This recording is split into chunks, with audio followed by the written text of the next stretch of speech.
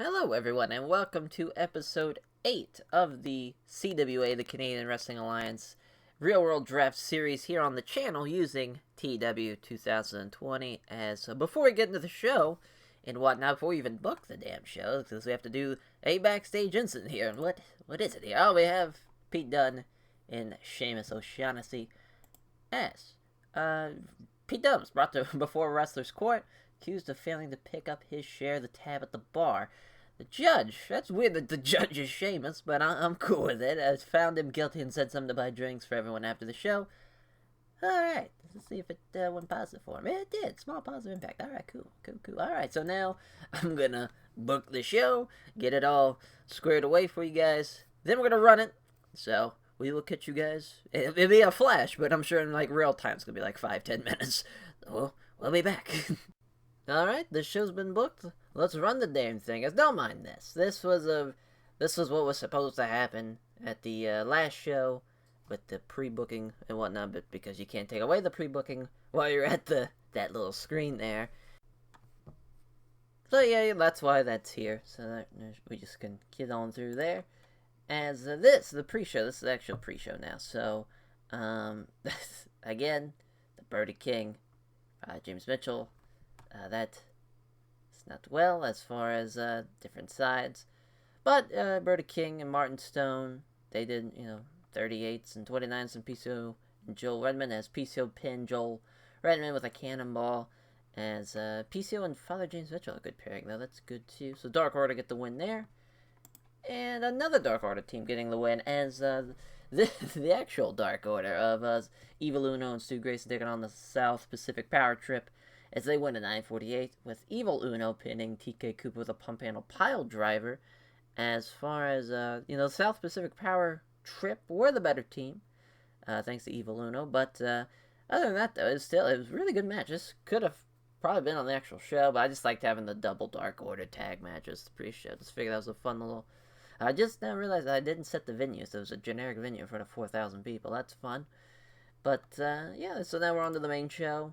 The little Stampede TV intro. Gets a 60. Alright, we'll take it. Oh my Jesus. A fucking 12. Oof. Yep. Let's keep going. Oof. Alright, so now, afterwards, after that Beth Phoenix squash match that got a 12, we have, backstage, Ty and Maurice are heading into the locker room there of the, Miz and Morrison. There, I need the Miz Taraj, I guess. They don't have, like, an actual stable, man. I guess they should have, like, one. But they're about to go into their locker room. But they run into the Blonde Bombshells of Jessica Green and Allie backstage.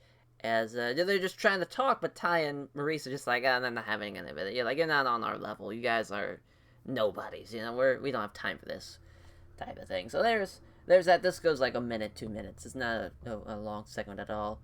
Like, Allie tries to say something and kind of gets cut off type of thing, with just Maurice, like, hand to the face, like, we don't have fucking time, ladies, Jesus. So yeah, that's pretty much it. 37 rating, it is what it is there. And another 37, as we have No Mercy taking on TMDK, 6-man tag.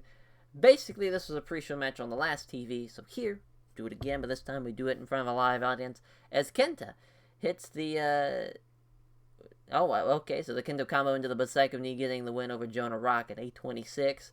Nakajima, again, outperforming everybody with a 54. Kenta with a 48. 44s for Jonah Rock and Mikey Nichols. 40 for Shane Haste and 42 for Go Shizaki. Again, crowd doesn't care about any of us that we have on this roster.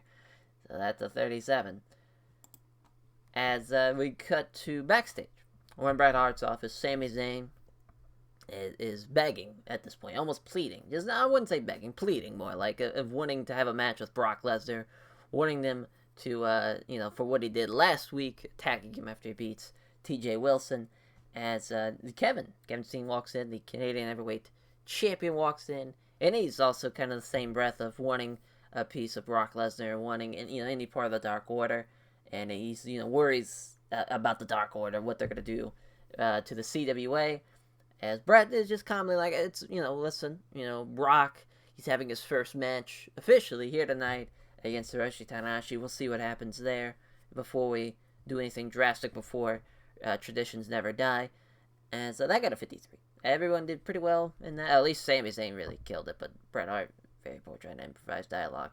At the end, probably should have kept the script, it being Bret. Bret's not really great improviser, but that's okay, though. So, go to, back to the ring, I believe. No, we're going to the backstage. We're going back to the backstage interview area as Renee Young is going to interview the first ever British Commonwealth Heavyweight Champion, Pac. As this is his first kind of appearance as the British Commonwealth Champion, thanks to the Pete Dunne match where he got hurt. So he's, Renee Young's just like Pac, and being the first Canadian, being the first British Commonwealth Champion, what's plans going forward. As before he even get to get a word in, Wade Barrett comes in and I'm afraid I've got some bad news. As Barrett is, I didn't get my title shot. Where's my title shot? Is British Bulldog from Rebellion 1999. But this is Barrett wanting a title shot against Pac. He didn't get his title shot thanks to getting hurt, and he didn't get to have the match with Pete Dunne. And he's saying that he could have beat Pete Dunne, and he would have faced off against Pac at the first ever Calgary Clash, but because of his injury. But now he's healed up, and he's like, "You're healed up, Pac. So why don't we make it official at Traditions Never Die? Wade Barrett versus Pac." And Pac accepts. So now we have a British Commonwealth title match set for Traditions Never Die. Pac and Wade Barrett. As I got a 54. Could have been worse, I guess. Renee Young did well. Barrett did well. As on to now we go into the ring as a 6-man tag. As Taya with Miz and Morrison taking on Natty and TJ and Pete Dunne. So this was going to be a promo or something along the lines of that with Natty and TJ, just kind of TJ telling Natty, tonight we have a big opportunity taking on the tag champs, and I've got a partner in Pete Dunne, and we can't screw this up. We can't, type of thing. Don't screw this up, Natty, type of thing. Don't screw this up for me. But I just, cut it. We're running low on time. Might as well just cut it. So here we have basically TJ Wilson and Pete Dunne teaming up. First time to see if maybe there's some chemistry there or something, as they're taking on the tag champs with Taya as well, and Taya and Natty, no strangers to each other. As Natty gets the win, Taya beats Taya, and the Miz and Morrison, the guys are just pinning Taya, and 10-22 after the distraction from Allie and from Chelsea Green. Chelsea Green and Maurice are going at it. Allie's distracting Taya, and then I don't like the sharpshooter as the finish. It'd rather just be like a roll up, or even just Natty bust out something. Sharpshooter just doesn't, it wouldn't flow well. Something along the lines of that. So Natty pins Taya there instead of the sharpshooter. I don't really like that, but that's a 45. Miz with a 63, Morrison with a 57, Natty with a 51, Taya with a 41, TJ with a 46, and Pete Dunne with a 39. Yeah, we build up Natty some more. Natty getting the win there. That's huge for her. As post-match, though, No Mercy at the ring of Kenta, Nakajima, and Go Shizaki. They attack John Morrison. They attack The Miz, beating them up after the match, laying out the champs. So it looks like we have some new contenders for the tag champs. Fucking Go Shizaki and Kazuhiko Nakajima. So that's fun. That also got a 45. As on to the main event, we have Brock Lesnar beating Hiroshi Tanahashi in 8:35 with the Kimura. Well, he's going to tap him out with the Kimura. That's interesting.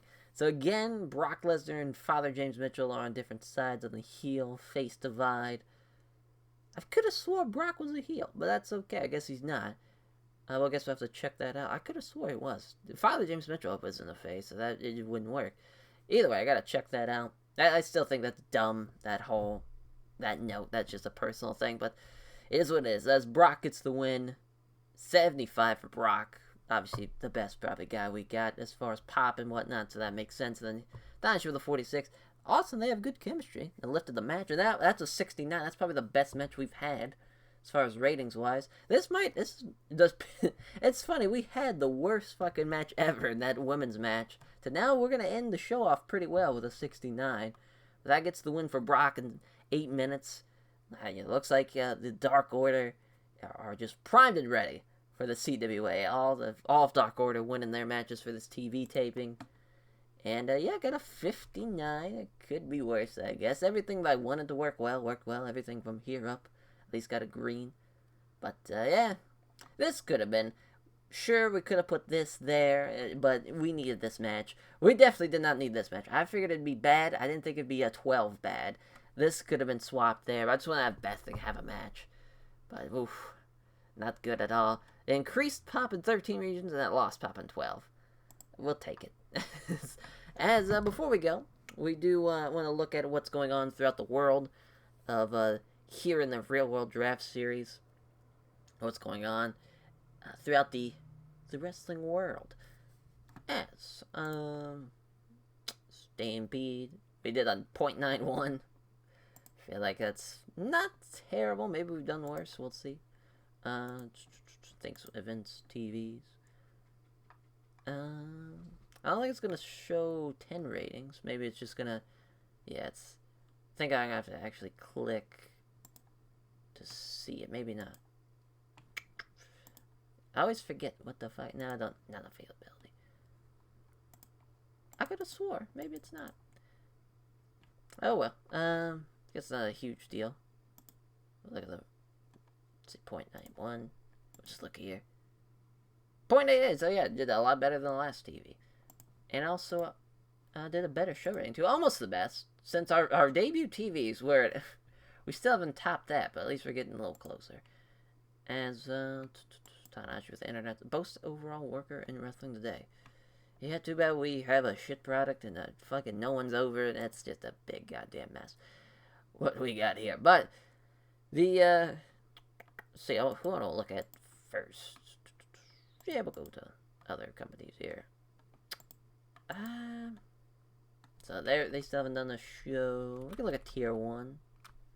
Here Comes the Sun. Was that? Okay, yeah, so Here Comes the Sun. This was on the week 1 February. As the Mystery Bowl. Roberto Carlio and Sammy Guevara defeated Crossed Wires. Alright. As, yeah. So that's just like a tag team kind of mystery bowl. Here Comes the Sun. That's kind of weird. So, I'm sure just something fucked up in the game. Because I'm sure the Mystery Bowl was supposed to happen at the Mystery Bowl show. And not, Here Comes the Sun. But, nonetheless. As Olympus. See what they're... Yeah, I mean, Moxley and Okada versus The Pride. Which is Naito and Sanada. Got a 97. Joe and Davey Boy Smith Jr. got an 88. Keith Lee, 74. So the Dogs of War, Cedric Alexander, Roman Reigns, and David Starr. As, it's one of the fucking Singh brothers, Jimmy Havoc, and Mark Haskins. One of these things is not like the other. As, Sombra, Mike Paro, Cage and Anderson, and Gresham beat Kirsten by countout. Let's see. Oh, Jimmy Havoc got signed by MCW. There's a lot of expanding of coverage for Crossfire as Seth Rollins and Hangman Page got 81. Cody and Mysterio defeated Anderson and Gallows in a tables match. Yep, a lot of shit going on. Let's see, Foxcatcher. We even we loaned out Sami Zayn and Kevin Steen. Shima Jack Evans. Fuji retained his Foxcatcher title in the 4-way. Doi, Shingo Takagi, Yamato. Ida and the Bucks against Sami Zayn and Team Brilliance, which Brilliance is Ita and Brody Lee. Oh, no, I'm an idiot. Brody Lee and Suwa, okay.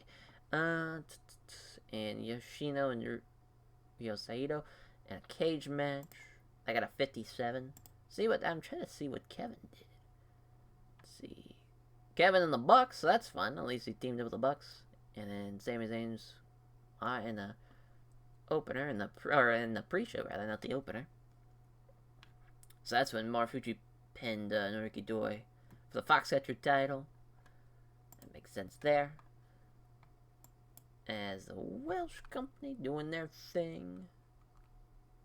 Well, look at they're still just doing TV. No events for EWF yet. Wonder what the fuck is going on. Events. Oh, they have no events or TV scheduled. That's fun. They're probably just not gonna run anything. I should definitely shortlist everybody and just be like, let's like Kotobushi. See, what's his contract coming to 5 months? I'm sure we have him shortlisted. Yeah, okay. Surprised the game has not stepped in to be like, yeah, we should definitely book some shows for him. Has ENW Chase for the Case and Alana, let's see, the Truth and Team Red Blood in a cage match, which, wow, okay. As Usos and Revival are the main.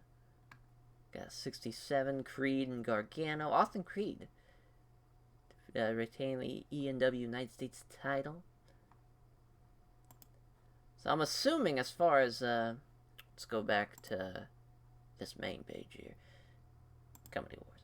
So we're somehow still first. Like, Olympus should pass us. For fucking sure. Like, they're killing it. They have 13 prestige and 79 momentum. We have 1 prestige and 53 momentum. It shouldn't even be close. As this is the they're getting obviously CCW. They're getting all greens. They haven't shit the bed like we have though. Yep. Doing better with their TV though. We're doing better. Kofi Kingston defeated Kenny Omega to retain the CCW North American title.